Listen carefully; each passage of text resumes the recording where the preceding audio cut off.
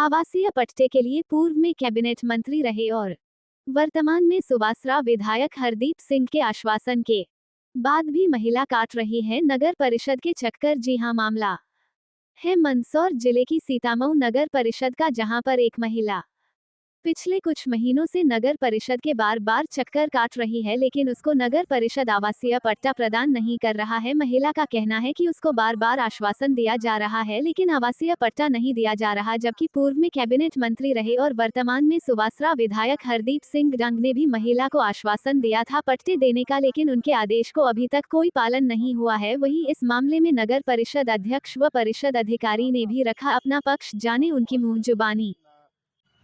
क्या समस्या है? मेरे को ये समस्या है सर कि मेरे पट्टा दिया था, पट्टे का आवेदन दे रखा है मैंने सबको। ये पट्टा दे दिया है, लेकिन मेरे को देने के लिए मेरे को बार बार आश्वासन देते हैं लोग। मैं आती हूँ तो मेरी कोई सुनता ही नहीं है। और आज फिर मेरी सीएम सबसे बात हुई है, तो आज उन्होंने बोला है कि हम लास्ट फरवरी तक तुम्हारा काम कर देंगे। आपको फरवरी तक का समय दिया गया? जी सर। लिस्ट में नाम था आपका? जी सर। आपको आज जिस दिन लिस्ट में अनाउंसमेंट हुआ, उस समय आपका नाम अनाउंसमेंट हुआ था? जी सर, हुआ था। तो फिर आज क्या बात हुई आपको? सर मैं बार बार आती हूँ यहाँ पर, मेरे को वक्त पे वक्त बता देते हैं कि कभी चुनाव होगा, चुनाव के बाद देंगे। कभी बोलते हैं कि चुनाव लिस्ट के बाद में, कभी तारीख पे तारीख, कभी बोलते हैं कि साहब के टेबल पे सिग्नेचर के लिए रख रखा है।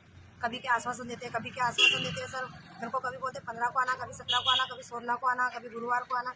मतलब मेरे को तारीख पे तारीख बताते हैं। और मैंने बोला सबको, मैंने कहा सर बार बार आप मेरे को आश्वासन देते हो तो मैं क्या करूँ, विधायक साहब के पास जाऊँ क्या? बोले तुमको जहाँ जाना है वहाँ चले जाओ, मेरे को किसी से कोई डर नहीं। तो सर बार बार मेरे को आश्वासन देते हैं। आज फिर आई हूँ तो आज सर इन्हें मेरे को बोला लास्ट फरवरी तक तुम्हारा काम करेंगे। आपके साथ किसी और महिला को भी पट्टा मिला था क्या? हाँ सर, बहुत सौ को मिला था, 120 जनों को पट्टा मिला और मेरे को ही नहीं दिया। आपने मुझे कल भी फोन करके बताया था कि किसी तारा करके कोई उनका पट्टा स्वीकृत हो गया, उसको पट्टा नहीं मिल पा रहा है और बार बार नगर परिषद चक्कर काट रही है। तो मैंने इस संबंध में सीएमओ साहब से भी बात करी थी और उनका भी कहना है, और जिस दिन पट्टे वितरण हुए थे उस दिन एक्चुअली किसी कारण से मैं उस दिन यहाँ उपस्थित नहीं था और कुछ पट्टे वितरित हो गए हैं और कुछ पट्टों पर अभी उस समय आचार संहिता लगने के कारण स्वीकृति हो नहीं पाई थी। अगर उनका नाम उस पट्टे की सूची में है तो 100% उनको पट्टा मिलेगा और कितने पट्टे रुके हुए हैं क्या है और उसकी जानकारी में सीएम साहब से बात करके निकला कि और जितनी जल्दी हो सके उनको पट्टा वितरण करवा दिया कराएगा।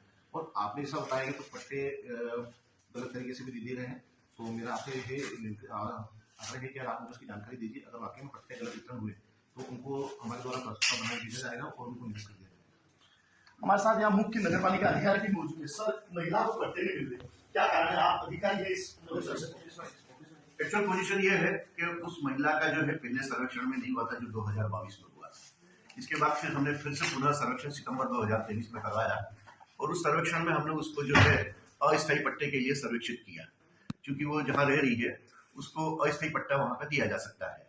और अस्थायी पट्टे, चूंकि ये सर्वेक्षण हुआ था सितंबर 2023 में और 6 अक्टूबर को आचार संहिता लग गई थी और ऐसी स्थिति में हमारे यहाँ पे 4 या 5 अक्टूबर को पट्टों का वितरण हुआ था। जब सर्वेक्षित हुआ था तो इसके बाद वो पट्टे जो है वो भोपाल से आते हैं प्लान, उसको सर्वेक्षित परिवार जो भी रहता है उसका नाम जो है यहाँ भरा जाकर के एसडीएम साहब के साइन करवा करके दिया जाता है।